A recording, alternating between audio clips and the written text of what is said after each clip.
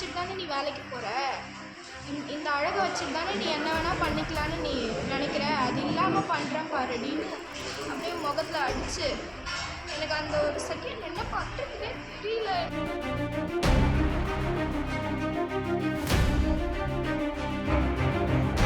கண்ணு சுத்தமாக தெரியல, இந்த கண்ணு சுத்தமாக போயிடுச்சுன்னு சொன்னாங்க டாக்டர். அடுத்து உன் பிள்ளைக்கு இதே நிலைமை தான், என் குழந்தைக்கு டிஎன்ஏ டெஸ்ட் எடுத்துக்கூடாது, என் பிள்ளையே கிடையாதுன்றாரு. என்னை ரயில்வே ஸ்டேஷனில் வச்சு சுவாதி அறுத்து போட்ட மாதிரி அறுத்து போட்டுருவேன். இந்த ஆசிட் அடிக்கும் போது கூட சொல்லிக்கிட்டே தான், செத்து போடி, இந்த முகத்தை வச்சுருந்தாலே நீ ஆடுற, செத்து போடி, மூஞ்சே இல்லாமல் பண்ணுற நீ, இதுக்கப்புறம் அவன் வந்து உனக்கு கண்டிக்கிறான்னு பார்க்குறேன், சொல்லிக்கிட்டே தான் ஊத்துறாரு. மனைவி மீது கழிவறையில் ஊற்றும் ஆசிட் வீசிய கணவனின் சிசிடிவி காட்சிகள் மனதை பதற வைக்கிறது.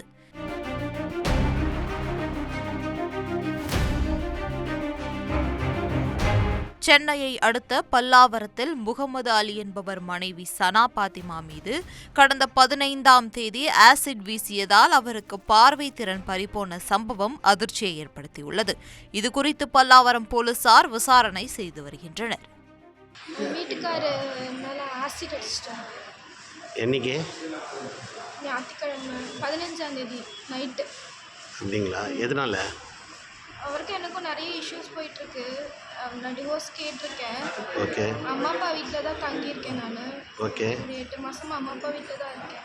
ஓகே. அவர் திரும்ப வந்து கூட வந்து வாழ சொல்லி ரொம்ப பிரச்சனை பண்ணி என் கூட தான் இருக்கணும் என்னானாலும்னு சொல்லி போன வாரம் செவ்வாய்க்கிழமை கூட அடித்து முகம்லாம் வீங்கி நிறைய பிரச்சனையாச்சு. நான் வீட்டில் தான் அம்மா அப்பா வீட்டில் தான் இருக்கேன். இப்போ சனிக்கிழமை தங்கச்சி என் கூட பிறந்த தங்கச்சி வீட்டில் ஒரு ஃபங்க்ஷன், அதனால அம்மா அப்பா பாப்பா எல்லாரும் ஊருக்கு போயிட்டாங்க. எனக்கு இந்த முகம் அடிபட்டிருந்ததுனால அந்த காயத்தோட போக வேணான்னு சொல்லிட்டு நான் மட்டும் வீட்டில் இருந்தேன். வெள்ளிக்கிழமை நைட்லேருந்து நான் மட்டும் தான் இருக்கேன் வீட்டில். நேற்று திங்கக்கிழமை காலைல ஆஃபீஸ் போகணும், ஆனால் வீடு பூட்டை காணும், பூட்டு இல்லை. நான் ஆஃபீஸ் போனோன்னா பூட்டிகிட்டு தான் போகணுன்றதுக்காக பூட்டு வாங்கிறதுக்காக நைட்டு வெளியே போயிருந்தேன். போய் பூட்டு வாங்கிட்டு ரிட்டன் வரும்போது யார் இன்ஃபர்மேஷன் கொடுத்தான்னு தெரியல, ரோட்லேயே நின்றுட்டு இருந்தார். என்னை பார்த்து கேட்டார். அவர் வண்டியை பார்த்தோன்னே கண்டுபிடிச்சிட்டா அவர் தான். இல்லை இந்த டைமில் இங்கே நிற்கிறீங்கன்னு கேட்டேன்.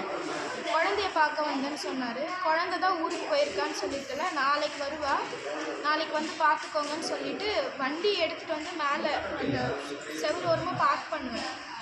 பார்க் பண்ணிவிட்டு இறங்கும் போது அப்படியே முகத்தில் அடிச்சிட்டார். இந்த மூஞ்சை வச்சுட்டு தானே நீ வேலைக்கு போகிற, இந்த அழகை வச்சுட்டு தானே நீ என்ன வேணால் பண்ணிக்கலான்னு நீ நினைக்கிற, அது இல்லாமல் பண்ணுறேன் பாருடின்னு அப்படியே முகத்தில் அடித்து எனக்கு அந்த ஒரு செகண்ட் என்ன பண்ணுறதுனே தெரியல. எனக்கு பதட்டமாகிடுச்சு. நான் சத்தம் போட்டு, யாருமே இல்லை வேறு அந்த டைமில், சத்தம் போட்டு மேலே ஓடி வந்தேன். வரவில் திரும்ப பிடிச்சி இழுத்து மறுபடியும் கழுத்து காதுலலாம் ஊற்றிட்டாரு. அதனால எங்கள் சித்தப்பா இருந்தார், அவர் தான் ஓடி வந்து தடுத்து. அதுக்கப்புறம் உடனே போயிட்டு ஷவரில் நின்றுட்டேன். அது வந்து இந்த டாய்லெட் க்ளீன் பண்ணுற ஆசிட் போல் இருக்குது, அதனால் ஸ்கின்னுக்கு எதுவும் ஆகலை. எரிச்சல் இருந்தது, ஃபஸ்ட்டு ஒரு 2 மணி நேரம் ரொம்ப எரிச்சல் இருந்துச்சு. ஆனால் அதுக்கப்புறம் கண்ணு சுத்தமாக தெரியல. 2 கண்ணுமே வாமா? இந்த கண்ணு கொஞ்சம் என்னால் ஓரளவுக்கு பார்ஷியலாக பார்க்க முடியுது, இந்த கண்ணு சுத்தமாக போயிடுச்சுன்னு சொல்லிட்டாங்க டாக்டர். கருவிழியே இல்லை. இப்போ ஏதோ ஜெல் வச்சு ஆப்ரேட் பண்ணியிருக்காங்க.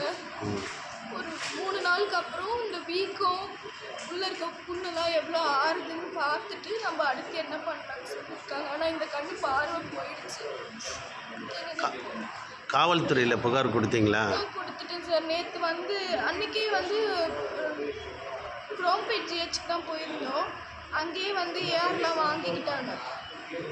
அப்புறம் நேற்று இங்கே ஒரு கான்ஸ்டபிள் வந்திருந்தார் பல்லாவரம் போலீஸ் ஸ்டேஷன்லேருந்து.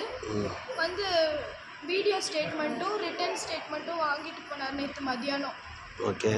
நான் இன்றைக்கி காலையில் அந்த இன்ஸ்பெக்டருக்கு கூப்பிட்டு கேட்டிருந்தேன், சார் என்ன இதில் இருக்குதுன்னு கேட்டால் ஆள் அப்ஸ்காண்ட் ஆகிட்டாரு, ஊர்லேயே இல்லையா, அவர் வெளியூருக்கு எங்கேயோ தப்பிச்சு போயிட்டாரு, இங்கே ஏதோ அட்வொகேட்ஸ் வச்சு மூவ் பண்ணிகிட்ருக்காங்கம்மா, கிரிமினல் கேஸ் அவ்வளோ ஈஸியாக விட்டுற மாட்டோம், ஆனால் பிடிச்சிரும் தான் சொல்கிறாங்க. ஆனால் எனக்கு நம்பிக்கையில் சார், எனக்கு பயமாக இருக்குது.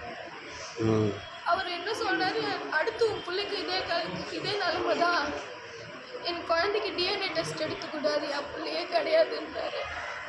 இப்போ உனக்கு இன்னும் கொஞ்ச நாள் நம்ம பிள்ளைக்குண்டே நடக்குன்றாரு. எனக்கு வெளியே போகிறதுக்கே பயமாக இருக்கு. நான் ஒருத்தி தான் சம்பாதிக்கிறேன், அம்மா அப்பா 2 பேரும் முடியாதவங்க. நீங்கள் பார்த்தீங்களா, சின்ன குழந்தை இருக்கு. எனக்கு திரும்பவும் வந்து ஏதாவது பண்ணுவானோ பயமாக இருக்கு. என் பிள்ளைக்கு பாதுகாப்பு இல்லை. அவர் சைட்லேருந்து யாருன்னா உங்ககிட்ட பேசுனாங்களா? யாருமே பேசல. அதான் இன்னும் கஷ்டமா இருக்கு.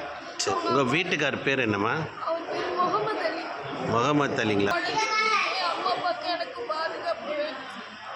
அவரால் எங்களுக்கு எந்த இதுவும் வந்துடக்கூடாது. அவர் வெளியே விடாதீங்க சார். நாளைக்கு யாராவது ஒரு பொண்ணை கட்டிக்கிட்டா கூட இப்படிதான் பண்ணுவார். அவர் மனநிலையை அடித்து உதச்சி தன் கீழே வச்சுக்கணும் தான் நினைக்கிறாரு. கொஞ்சம் நம்ம முன்னேறிட்டோன்னா அவருக்கு அதை ஏற்றுக்கிற மனசு கிடையாது. இன்னும் என்ன வேணா பண்ணுவார் சார். என்னை ரயில்வே ஸ்டேஷனில் வச்சு சுவாதி அறுத்து போட்ட மாதிரி அறுத்து போட்டுருவேன்.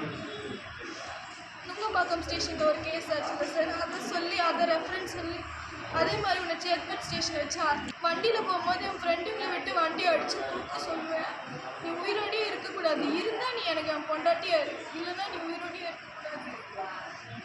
இது அவ்வளோ நேற்று கூட அந்த ஆசிட் அடிச்சும் போது கூட சொல்லிக்கிட்டே தான், செத்துப்பொடி இந்த முகத்தை வச்சு தானே நீ ஆடுற, செத்துப்பொடி மூஞ்சே இல்லாமல் பண்ணுற நீ, இதுக்கப்புறம் அவன் வந்து உன்னை கட்டிக்கிறான்னு பார்க்குறேன். நீ சொல்லிக்கிட்டே தான் ஊத்துறாரு. எனக்கு யார்கிட்ட போய் என்ன சொல்லி எந்த உதவி கேட்குறதுன்னு தெரியல. போலீஸ்காரங்களே அமைதியாக இருக்கிறாங்க. இன்னைக்கு நானும் ஃபோன் பண்ணி கேட்ட பிறகு தான் ஆள் ஊரில் இல்லைம்மா தேடிக்கிட்டு இருக்கோன்னு. சம்பவம் நடந்து 2 நாள் ஆகுது. ஞாயிற்றுக்கிழமை நைட்டு நடந்துச்சு. இங்கே தான், இங்கே குன்றத்தூரில் தான் இருக்கா, அவங்க அம்மா வீட்டில் தான் இருக்காரு. பிடிக்க முடியாதா? ஃபோன் நம்பர் கொடுத்தாச்சு, இங்கே தான் இருக்காருன்னு சொல்லியாச்சு. ஆனால் இன்னமும் பிடிக்க மாட்டுறாங்க. கேட்டால் அட்வொகேட் வச்சு மூவ் பண்ணுறாமா, அவங்க ஊர்லேயே இல்லைன்றாங்க. தவிர்க்க முடியாத தம்ப்நெயில்ஸ், கலக்கலான கண்டென்ட்ஸ், சினிமாவும் சீரியஸ் பிரச்சனைகளும், பல வருடங்கள் இடைவெளிக்கு பிறகு இந்த படத்துல ஒரு கலகலப்பும் கைகலப்பும், போயிட்டே தான் இருக்காரே தவிர பிரேக்கே இல்லாமல் பிரேக்கிங் நியூஸ் சொல்லும் தந்தி டிவி ஆப். இன்ஸ்டா தலைமுறை வரை இறங்கி அடிக்கும் தந்தி டிவியின் டிஜிட்டல் எக்ஸ்க்ளூசிவ். அது தண்ணிக்குள்ள போகும்போது ஹேங் ஆயிடுச்சு.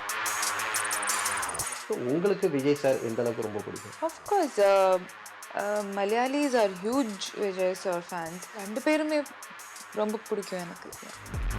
தந்தி டிவி ஆப்பை இலவசமா டவுன்லோட் செய்யுங்க. ஃபாலோ பண்ணுங்க, சப்ஸ்கிரைப் பண்ணுங்க, என்ஜாய் பண்ணுங்க.